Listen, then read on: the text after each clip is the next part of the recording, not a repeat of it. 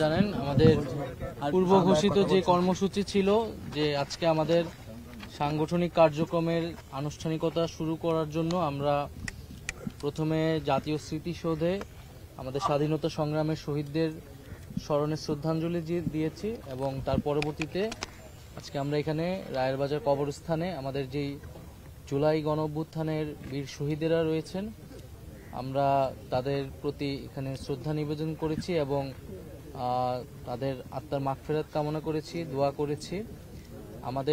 আমরা সবাই জানি যে 2024 সালের জুলাই মাসে স্বৈরাচারী ফ্যাসিবাদী সরকারের বিরুদ্ধে যেই গণঅভ্যুত্থান সংগঠিত হয়েছিল, যেখানে অংশগ্রহণ করেছিলেন, জীবন দিয়েছেন বাংলাদেশের শত শত ছাত্র, তরুণ, শ্রমিক সহ নানান শ্রেণী পেশার মানুষ এখানে জীবন দিয়েছেন।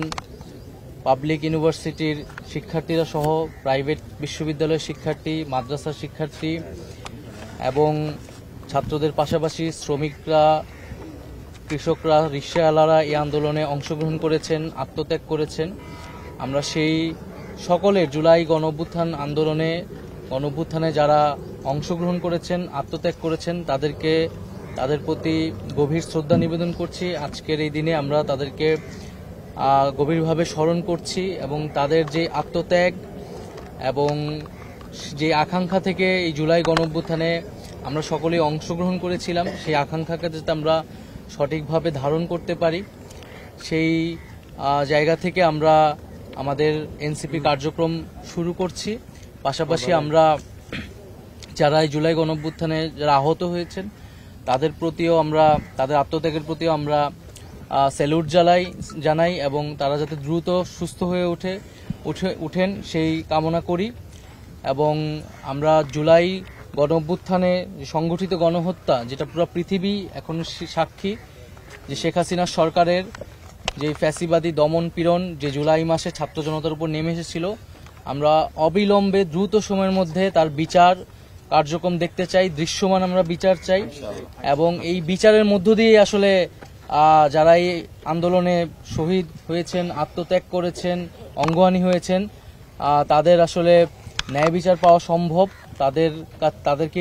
তাদের যে কষ্ট, সেই কষ্ট কিছুটা হলে কমানো সম্ভব বিচারের মধ্য দিয়ে।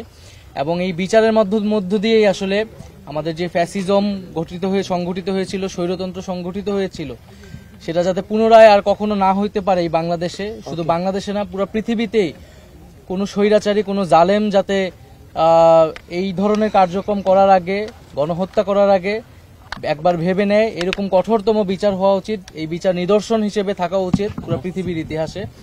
আমরা সরকারের কাছে সেটাই দাবি জানাই যে দ্রুত সময়ের মধ্যে এই বিচার কার্যক্রম যাতে দৃশ্যমান হয়। নাহিদ ভাই, আচ্ছা, একটি পক্ষ বলছে যে আপনারা ৭১কে একটু কম গুরুত্ব দিয়ে ২৪কে বেশি গুরুত্ব দিচ্ছেন, তাদের উদ্দেশ্যে আপনি কি বলবেন? আমরা বলতেছি যে আমাদের এই ভূখণ্ডের যেই লড়াইয়ের ইতিহাস রয়েছে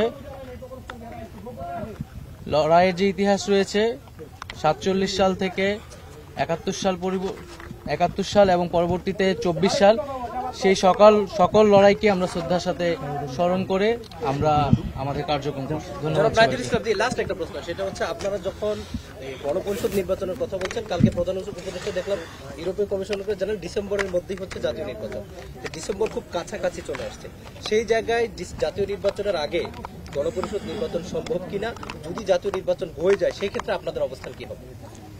আমরা বর্তমান পরিস্থিতিতে আমরা আমাদের যেই এনসিপির যেই প্রস্তাবনা সেটা হাজির করেছি, কারণ আমরা মনে করি যে গণপরিষদ নির্বাচনের মাধ্যমে নতুন একটি সংবিধান, একটি প্রকৃত গণতন্ত্রে উত্তরণ হইতে আমাদের সহায়তা করবে। সেই জায়গায় আমাদের দাবি তো আমরা বলেছি যে সামনের যে জাতীয় নির্বাচন সেটি গণপরিষদ নির্বাচন এবং একই সাথে সংসদ নির্বাচন আকারে করা যেতে পারে, সেই দাবিটাই আমরা জানাচ্ছি। এবং এটার ফলেই কেবলমাত্র আমাদের যেই পুরানো শাসন কাঠামো এবং সংবিধান সেটি পরিবর্তন করে আমরা নতুন বাংলাদেশ বিনির্মাণ করতে পারি।